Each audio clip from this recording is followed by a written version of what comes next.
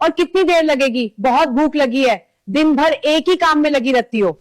अम्मी जी दाल तैयार है, अब बस रोटी पक जाए लेती हूँ। हाँ हाँ, बहुत एहसान कर रही हो। हमारे जमाने में तो हम सुबह से शाम तक काम करते थे। मुझे दिन भर बस घर का काम करना पड़ता है। मैं कुछ भी कर लूं या लोग कभी खुश नहीं होते। मेरा दर्द सुनने वाला कोई नहीं।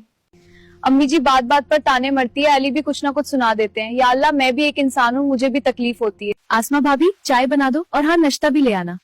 मेहताब, मैं बर्तन धोकर फिर तुम्हारे लिए नाश्ता बना कर ले आऊंगी। आसमा भाभी, शायद आपको मेरी एक बात समझ में नहीं आई। मैंने आपको कहा है कि मुझे नाश्ता चाहिए तो अभी चाहिए। ठीक है मेहताब।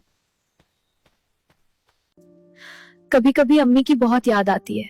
अम्मी कभी मुझे कोई कम बता देती थी तो मैं मना कर देती थी, पर आमी वो कम खुद जकर करती थी। वहां कोई मुझे यूं जलील नहीं करता था। इंसान भी क्या चीज है, जब तक जो चीज उसके पास है इंसान को उसे चीज की कदर नहीं होती। जब वही चीज दूर हो जाए तो इंसान उसे चीज को बहुत याद करता है। यहाँ क्यों बैठी हो? बाहर सब तुम्हें ढूंढ रहे हैं। मैं थक गई हूँ, सिर्फ जिस्म से नहीं दिल से भी। मैं सबके लिए करती हूँ लेकिन मेरी कोई कदर नहीं।